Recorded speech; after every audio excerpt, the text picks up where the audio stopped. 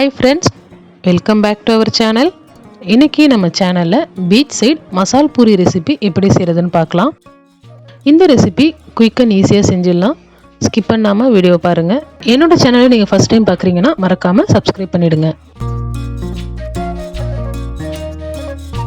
200 grams வெள்ளை பட்டாணியை ஒரு 8 to 10 hours choke பண்ணி எடுத்துருக்கேன். குக்கரில் பட்டாணி 2 சின்ன சைஸ் பொட்டேட்டோ அண்ட் கொஞ்சமாக சால்ட் அண்ட் வாட்டர் ஆட் பண்ணி இதை ஒரு 4 to 5 விசில்ஸ்க்கு நம்ம நல்லா வேக வச்சு எடுத்துக்கலாம்.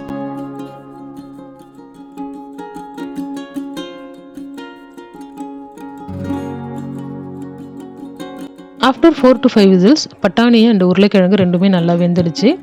இதை ஒரு மேஷர் வச்சு நம்ம மேஷ் பண்ணிக்கலாம். பட்டாணி ஒன்றும் பாதியமாக மேஷ் பண்ணி எடுத்துக்கலாம்.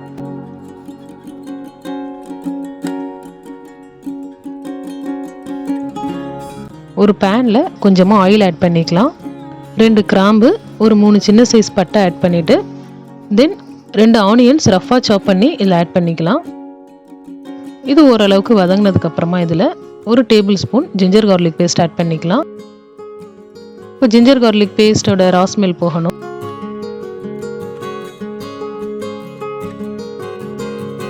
இப்போ இதில் 2 பச்சை மிளகாய் அண்ட் ஒரே ஒரு தக்காளி மட்டும் சின்ன சைஸ் தக்காளியாக நான் இதில் ஆட் பண்ணிக்கிறேன்.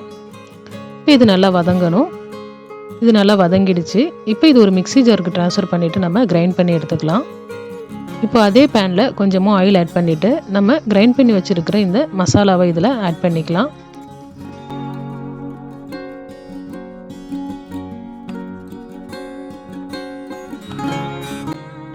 மசாலா நல்லா குக் ஆகணும். இந்த ஆயிலில் நம்ம நல்லா இதை குக் பண்ணி எடுத்துக்கலாம். இப்போது மசாலா நல்லா குக் ஆகிடுச்சு. இந்த ஸ்டேஜில் நம்ம ஆல்ரெடி பாயில் பண்ணி மேஷ் பண்ணி வச்சுருக்கிற பொட்டேட்டோஸ் அண்டு பட்டாணி ஆட் பண்ணி நல்லா மிக்ஸ் பண்ணிக்கலாம். இந்த கிரேவி ரொம்ப லிக்விடாகவும் இருக்கக்கூடாது, அட் த சேம் டைம் ரொம்ப திக்காகவும் இருக்கக்கூடாது. குக்கரில் இன்னும் கொஞ்சம் வாட்டர் ஆட் பண்ணி நான் இந்த கிரேவியில் ஆட் பண்ணிக்கிறேன்.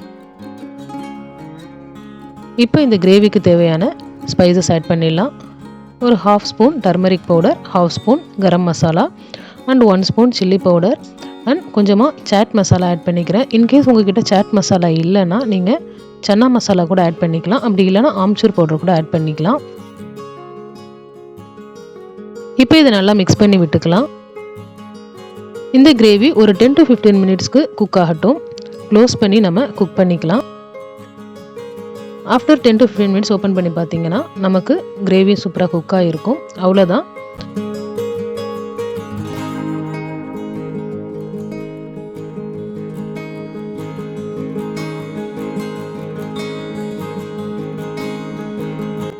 மசாலா ரெடி ஆயிடுச்சு.